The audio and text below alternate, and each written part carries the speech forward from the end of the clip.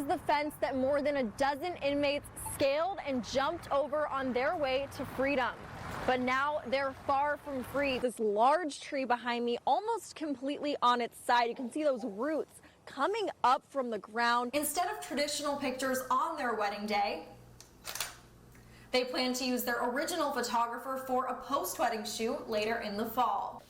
If you're not taller than this line, you'll have to strap into a booster seat when riding in a car. I already have my blanket here in my car with me. Come this weekend, you can see this wall behind me filled back up with flavored vape juice. Police say the victims weren't gang members, but just happened to be wearing some blue clothes, like a Dodgers baseball cap. Many people are starting to ditch their old supplements and medicines for things like sleep, pain, and anxiety.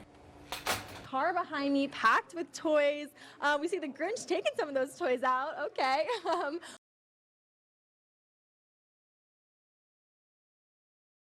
Jails say those protective measures aren't possible for them. Reporter Madison Brown joins us now live from outside the jail now. Madison, what are inmates saying it's like inside of there? Jake, I spoke with an inmate who actually got moved to another facility today, but while he was inside, he told me there was not enough room for social distancing, not enough cleaning supplies, and not enough protective gear. He says he and other inmates are scared and they want something to change. Run, homies, run! On March 23rd, 14 inmates broke out of the Yakima County Jail. The reason they gave for escaping? They say they were scared of coronavirus.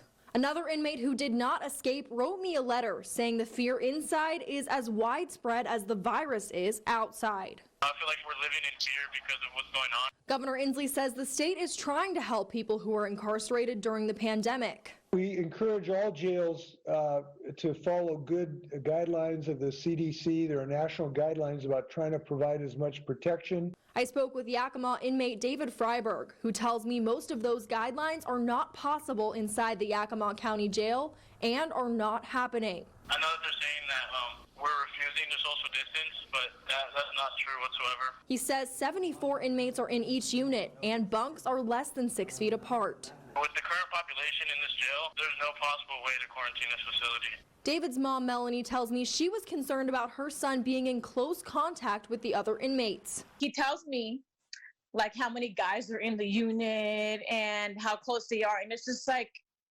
it's really scary because if somebody has it, you know, not only my son, but other inmates can get it. David, who worked in maintenance, said he feared he would be exposed to the virus when he was just doing his job. We get close, but we're not being provided with masks. And he was concerned about other workers, people who work in the kitchen, for example. They're serving about 2,000 trays for every unit in the jail. So that's possibly putting at risk every unit in the whole jail right there. He says he worried about what would happen if he did get sick. A lot of times there's workers that are trying to call in sick because they're feeling sick and they're being forced to go to work. We spoke on the phone, so I asked David if the phones were sanitized and if they had access to cleaning supplies. He said they tried to disinfect things as much as they could, but the supplies were low. All the supplies that we're getting right now, they're pretty diluted because they're running pretty low on the supplies. Of course, cleaning products are hard to come by and there are shortages of personal protective gear everywhere. But David's mom says she worried while her son was in jail because she couldn't do anything to help him. Your hands are tied. All you can do is call them and wish them the best, but you can't do anything else. Nothing. David suggested to me releasing nonviolent criminals as part of a solution. Governor Inslee does plan to release about 950 people from prison systems throughout our state. I have reached out to the Yakima Department of Corrections every day this week since Tuesday, but I haven't yet talked with anyone who's available to comment on the conditions in this jail or on whether or not anyone will be released in Yakima. Live in Yakima, I'm Madison Brown, Action News. And those strong winds knocked multiple trees over in the valley early this morning. People who live nearby say they're concerned for their safety and worried that other trees could fall and do more damage. They want that taken care of right now. Reporter Madison Brown gives us a look at one of those large fallen trees there. Madison.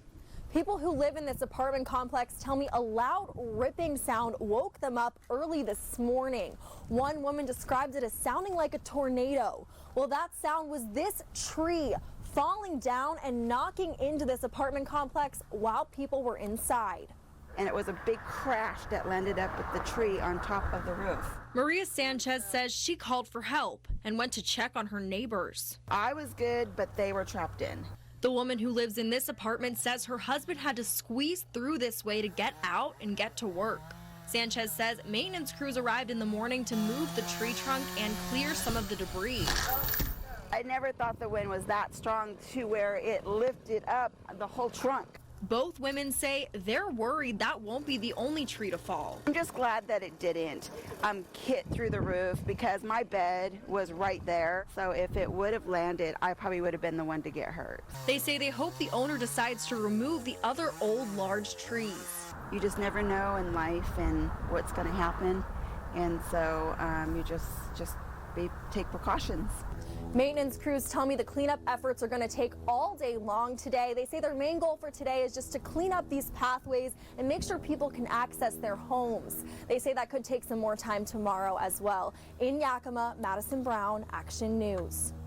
Thank you, Madison. Maintenance crews told us they are suggesting to remove those other older trees. The owner, though, will have to decide when they say he arrives. Tagged him an elk on his hunting trip at 103 years old. Reporter Madison Brown tells us why he says he still goes hunting no matter how old he gets. Gordon Blossom is not the average hunter. I always said, well, I'm growing old. Now I changed that. I am old. He's nearly 104. And he's been hunting for almost a century. He says he loves the outdoors. I think I was 10 years old when my folks bought me a .22 single shot. He says the shells for the gun cost about 15 cents at the time. In those days, a dime would get you a pretty good meal. So his parents made him work for the money. I think it was 5 rabbits that I had to get with each box of shells before they'd give me 15 cents to get another box. Ever since then, Gordon has been hunting and achieving the goals he sets for himself. He has shot 3 elk in the last 4 years. I just love to hunt. I asked him why he loves it so much. Seems like every time you go, there's something unexpected or something that makes you feel good. Gordon says he loves life. That's it. And looks forward to each day. It's just nice to be alive. He says the secret to living a long life is having good friends. Make friends and have friends. And once you get a friend, keep them. In Thorpe, Madison Brown, Action News. And if you're wondering how Gordon is able to hunt at his age, he does have a special permit where he can shoot his rifle from his car in certain areas. Gordon says his next goal is to shoot another elk at 110 years old. I hope we're there for it. The holiday season is a time for giving, and some people in the Yakima Valley are taking that step further and giving the gift of life this year. Reporter Madison Brown went to the American Red Cross blood drive to find out why and donated a pint of blood herself. Edward Ron has donated blood 110 times over the last 30 years. But he says this time is extra special. I'm donating today specifically for my friend who passed away about 2 weeks ago of cancer, and so donating in his name. Ron's friend Russ Austin was his daughter Caitlin's father-in-law.